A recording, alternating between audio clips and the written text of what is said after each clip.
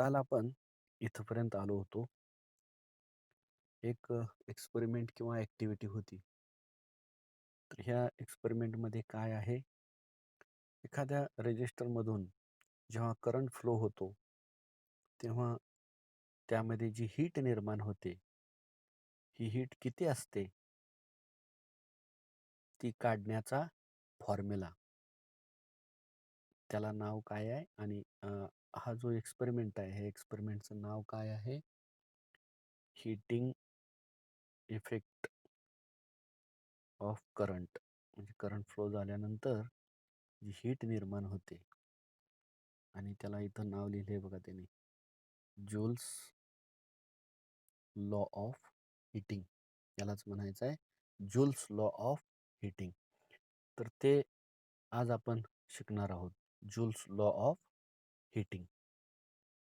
तर त्याच्यासाठी पहिल्यांदा आपल्याला इथं हा चार्ज ए ह्या ठिकाणाहून बी ह्या ठिकाणी चार्ज फ्लो होत असताना किती वर्क डन होतं? Work done VAB into Q. आणि हे वर्क डन होण्यासाठी जी एनर्जी आवश्यक असते, ती एनर्जी ह्या बॅटरीमधून पुरवली जाते. आणि ती एनर्जी किती असते? तेवढीच असते, VAB इंटू क्यू. म्हणजे पहिल्यांदा वर्क डन काढायचं, त्यानंतर एनर्जी काढायची आणि त्यानंतर इलेक्ट्रिक पॉवर काढायची आणि त्यानंतर पुन्हा किती हीट तयार होते, त्या हीटचा फॉर्म्युला तयार करायचा. तर हे जे डेरिव्हेशन आहे, म्हणजेच हा फॉर्म्युला कसा तयार करायचा, हे परीक्षेमध्ये येऊ शकतं. यालाच काय म्हणायचं आहे? Joules law of heating. म्हणजे त्या रेजिस्टरमधून, बल्बमधून इलेक्ट्रिक करंट फ्लो झाल्यानंतर त्या बल्बमध्ये किती हीट निर्माण होते, ती हीट काढण्याचा फॉर्म्युला. ठीक आहे. हे वर्क डन झालं. वर्क डनचा फॉर्म्युला झाला. Work done W is equal to VAB into Q. त्यानंतर पुन्हा काय काढायचं आहे? एनर्जी. आणि एनर्जीचा फॉर्म्युला आपल्याला माहिती आहे, energy is equal to energy किती तेवढीच, VAB इंटू क्यू. एनर्जी काढल्यानंतर पुन्हा इलेक्ट्रिक पॉवर. इलेक्ट्रिक पॉवर किती आहे, त्याचा फॉर्म्युला आहे energy upon time required. Electric power P लेटरनी दाखवायची. इलेक्ट्रिक पॉवर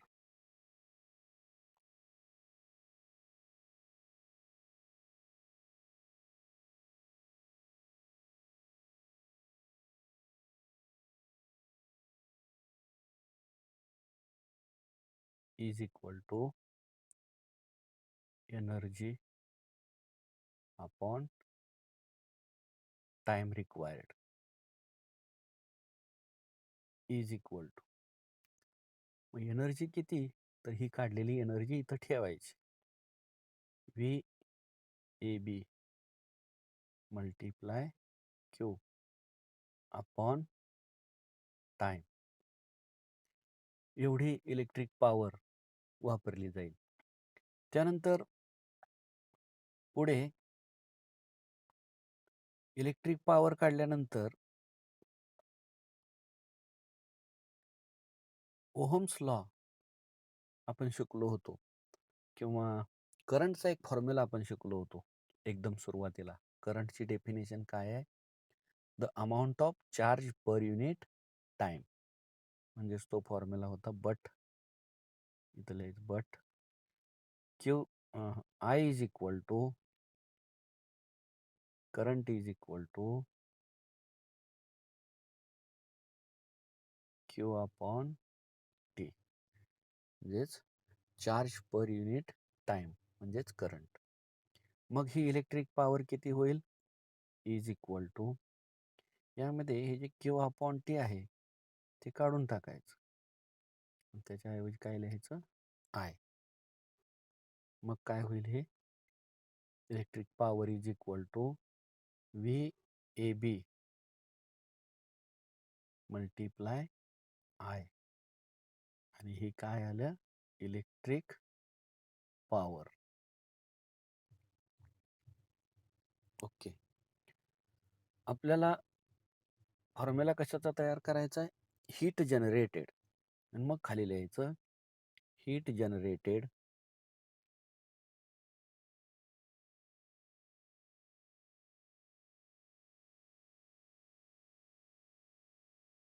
हीट जनरेटेडचा फॉर्म्युला आहे heat generated is equal to P into T, power multiply time. Power multiply time म्हणजे P मल्टिप्लाय टी. आणि मग हे काय होईल? इज इक्वल टू P ची व्हॅल्यू वरती इथं काढून ठेवलेली आहे, ती इथं ठेवायची, पुट करायची. VAB मल्टिप्लाय आय आणि इथं जे होतं ते टी त्याच्या पुढे येईल multiply T is equal to पुढे. आता यामध्ये ओहम्स लॉ नुसार म्हणजेच पुढे लिहायचं according to Ohm's law.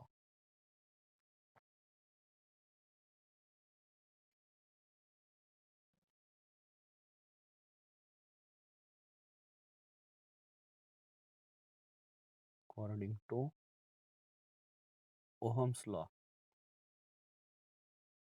V is equal to IR current multiply resistance. आणि मग heat generated H is equal to हा फॉर्म्युला काय होईल?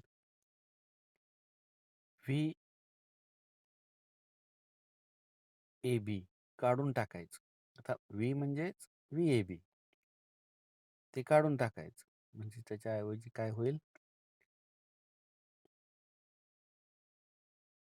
IR मल्टिप्लाय हे पुढचं I मल्टिप्लाय टी. मग पुढे heat generated in the circuit, that is H is equal to this I multiply I will become I square R T, and this is the formula to calculate the heat generated in the circuit. आणि ह्यालाच काय म्हणायचं? Joule's law of heating. हे एवढं expression आहे, हे परीक्षेमध्ये आलं तर हे आपल्याला असं प्रूव्ह करावं लागेल. त्याच्यासाठी फिगर वगैरे काढायची, इकडची ही फिगर वगैरे काढायची आणि सगळी माहिती इक्वेशन नंबर 5 पर्यंत लिहायची. हे इथपर्यंत लिहायचं. आता इथं जी हीट मिळणार आहे हा फॉर्म्युला वापरून, त्या हीटला युनिट काय लिहायचं? जूल. म्हणजे समजा परीक्षेमध्ये एखादा एक्झाम्पल पण येऊ शकतात, तर त्या एक्झाम्पलमध्ये आपल्याला करंट दिलेला असतो, रेजिस्टन्स दिलेला असतो, टाइम दिलेला असतो आणि त्या सर्किटमध्ये किती हीट निर्माण होते असाही प्रश्न येऊ शकतो. तेव्हा आपण त्या करंट, रेजिस्टन्स आणि टाइम याच्या व्हॅल्यूज पुट करायच्या आणि हीट काढायची. मग निर्माण झालेली हीट जी आहे, आपलं जे आन्सर येतं त्याला युनिट काय लिहायचं? जूल. जूल हे युनिट लिहायचं. ठीक आहे. यानंतर पुढे जाऊ आपण. Heating effect of electric current हा भाग शिकूया. Heating effect of electric current.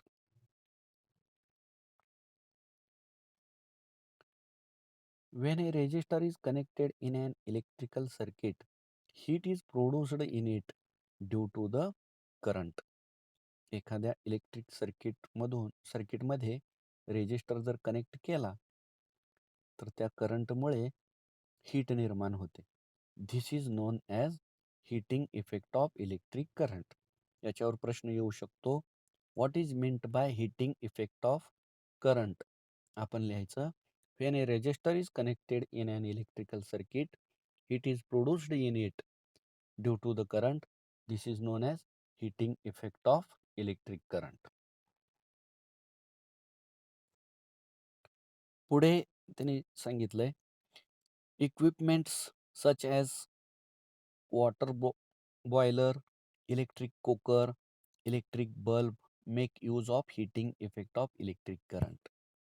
Heating effect of electric current या प्रिन्सिपलचा उपयोग करून कोणकोणते इक्विपमेंट्स आपण आपल्या रोजच्या जीवनामध्ये वापरत असतो. काय काय आहे? वॉटर बॉयलर म्हणजे पाणी गरम केलं जातं. त्यानंतर इलेक्ट्रिक कुकर आणि इलेक्ट्रिक बल्ब. या बल्बमध्ये सुद्धा एक फिलामेंट असतं आणि ते फिलामेंट टंगस्टन या मेटलपासून बनवलेलं असतं. तर जेव्हा त्या फिलामेंटमधून करंट फ्लो होतो तेव्हा त्यामध्ये मोठ्या प्रमाणावर हीट निर्माण होते आणि हीट निर्माण झाल्यामुळं तो बल्ब रेड हॉट होतो, म्हणजे तप्त लाल होतो आणि त्यामधून प्रकाश बाहेर पडतो. बरोबर, इथं बल्बमध्ये जे फिलामेंट आहे त्याच्यामध्ये हीट निर्माण होते आणि ही हीट कशावर अवलंबून असते? तर त्यामधून करंट किती फ्लो होतो त्यावरती ती हीट अवलंबून असते आणि आपल्याला प्रकाश मिळतो. म्हणजेच हे काय? Heating effect of electric current. त्यानंतर पुढे सांगितलंय, electrical conductors having higher resistivity are used here. म्हणजे त्या बल्बमध्ये जे फिलामेंट वापरलेलं आहे त्याचं वैशिष्ट्य काय? हायर रेजिस्टिव्हिटी, म्हणजे त्याचा रेजिस्टन्स कसा असतो? हाय असतो. आणि जितका रेजिस्टन्स हाय तितकी हीट त्यामध्ये जास्त प्रमाणामध्ये तयार होते. For example, a coil made up of an alloy nichrome is used in the electric cooker as a resistor. Electric cooker जो असतो म्हणजे स्वयंपाकाची शेगडी, तर ह्या शेगडीमध्ये जे फिलामेंट वापरलेलं असतं हे फिलामेंट ते कशाचं असतं? जे फिलामेंट आहे ते फिलामेंट नायक्रोम या अलॉयपासून बनवलेलं असतं. अलॉय म्हणजे a mixture, a homogeneous mixture of two or more metals or one metal and another non metal. हे आपण फर्स्ट टॉपिकमध्ये शिकलो होतो. While tungsten wire is used in an electric bulb. बल्बमध्ये टंगस्टन वायर वापरलेली असते आणि इलेक्ट्रिक हीटर किंवा कुकरमध्ये नायक्रोम हे अलॉय वापरलेलं असतं. Because of the current this wire gets heated to nearly 3400 degree Celsius. म्हणजे इलेक्ट्रिक बल्बमध्ये जे टंगस्टन मटेरियल वापरलेलं असतं त्याचं टेम्परेचर सुमारे 3400 डिग्री सेल्सिअसपर्यंत जातं. And it emits the light. The hot wire also radiates heat to a certain extent. बल्बपासून निर्माण होणारी उष्णता काही अंतरापर्यंत जात असते. आपण जर बल्बला हात लावून बघितला तर उष्णता जाणवते. त्यानंतर पुढे रिमेंबर म्हणून बॉक्समध्ये काही माहिती दिलेली आहे. The unit of electric power 1 watt is a very small unit. म्हणजे इलेक्ट्रिक पॉवर जर मेजर करायची असेल तर पॉवर ही वॅटमध्ये मोजली जाते. परंतु 1 वॅट हे जे आहे ते खूप स्मॉल क्वांटिटी आहे. त्याच्यासाठी वॅटच्या ऐवजी किलोवॅट हे युनिट पॉवर मोजण्यासाठी वापरलं जातं. आणि आपल्याला माहिती आहे 1000 वॅट म्हणजेच 1 किलोवॅट. आणि हे किलोवॅट युनिट पॉवर मेजर करण्यासाठी वापरलं जातं. प्रत्यक्ष रोजच्या जीवनामध्ये इंडस्ट्रियल फील्डमध्ये पॉवर मेजर करण्यासाठी वॅटच्या ऐवजी किलोवॅट हे युनिट वापरलं जातं. 1 kilowatt power is used for 1 hour. जर 1 किलोवॅट एवढी पॉवर 1 तासाकरिता वापरली तर त्याला म्हणायचं 1 kWh. If 1 kilowatt power is used for 1 hour, then the power is known as 1 kilowatt hour. आणि हे 1 kilowatt hour म्हणजेच 3.6 into 10⁶ जूल. तर हे कसं काढलंय त्यांनी? 1 kilowatt hour, 1 kWh म्हणजेच 1 kilowatt hour is equal to 1 kilowatt multiply 1 hour. That is equal to, we know that 1 kilowatt is equal to 1000 watt multiply, and 1 hour is equal to 3600 seconds. आणि मग पुढे होईल इज इक्वल टू, तर ही जर multiplication केली, 36 multiply 1 is 36, and number of zeros 3 and 2 5, 1 2 3 4 5. आता जर आपण डेसिमल पॉइंट बघितला तर ह्याच्यामध्ये डेसिमल पॉइंट नाही, म्हणजेच तो कुठं आहे? सगळ्यात शेवटी आहे. आणि तो डेसिमल पॉइंट जर आपण इकडे घ्यायचा म्हटलं, समजा ह्याच्यामध्ये घेतला, तर आपण हे काउंट करूया इकडून 1 2 3 4 5 अँड 6. अशा प्रकारे ते आन्सर किती येईल? इज इक्वल टू 3.6 मल्टिप्लाय 10⁶, कारण 6 प्लेसेसने आहे ते, जूल. ठीक आहे. अशा प्रकारे 1 kWh म्हणजेच किती जूल? 3.6 into 10⁶ joule. ठीक आहे. त्यानंतर पुढे आपल्याला शिकायचं आहे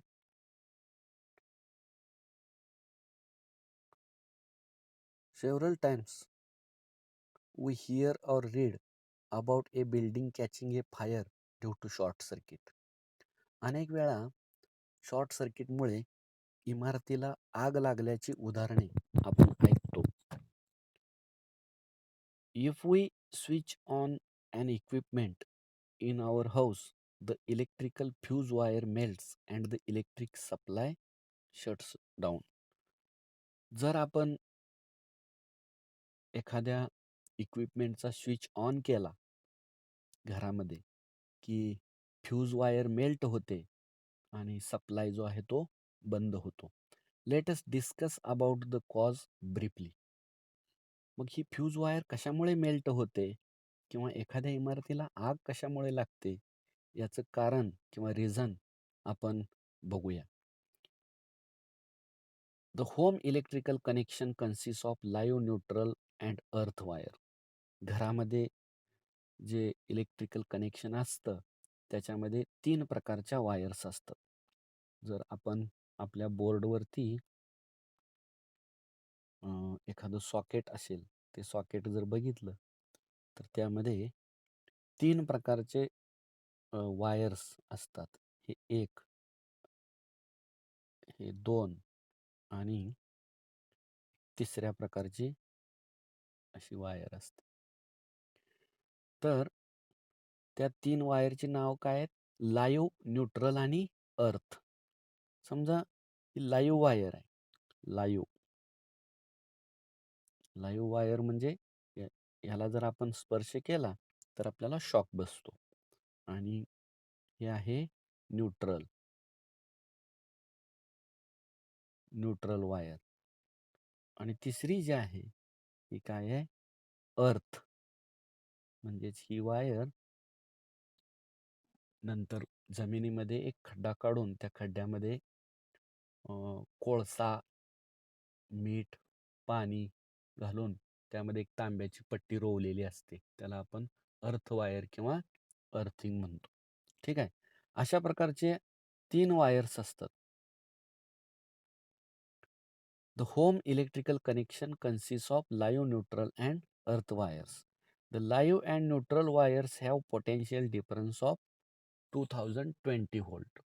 म्हणजेच ती जी लाईव्ह आणि न्यूट्रल वायर आहे, खालच्या 2 वायर्स याच्यामधलं पोटेन्शियल डिफरन्स 220 व्होल्ट इतकं असतं. The earth is connected to ground. Earthing wire जी आहे ती जमिनीमध्ये पुरलेली असते. Due to a fault in equipment or if the plastic coating of the live and neutral wire gives away. म्हणजे जर एखाद्या इक्विपमेंटमध्ये फॉल्ट झाला किंवा लाईव्ह आणि न्यूट्रल वायरचे जे कोटिंग आहे प्लास्टिकचं ते जर खराब झालं, the two wires come in contact with each other and large current flows through it producing heat. म्हणजे काय? आता उदाहरणार्थ समजा आपल्या घरातील या बोर्डपासून आपण त्याला प्लग जोडून असं 3 पिनची प्लग जोडली आणि त्याच्यापासून ह्या 3 वायर्स निघालेले आहेत. तर त्यापैकी हे वेगळ्या रंगाने दाखवू आपण. लाईव्ह वायर आणि ही न्यूट्रल वायर ब्लॅक कलरने दाखव. लाईव्ह आणि न्यूट्रल. आणि रेड कलरची आहे ती अर्थ वायर आहे. आणि पुढे एखादं त्याला इक्विपमेंट जोडलेलं आहे, म्हणजे काय रेफ्रिजरेटर असेल किंवा आणखी काय असेल.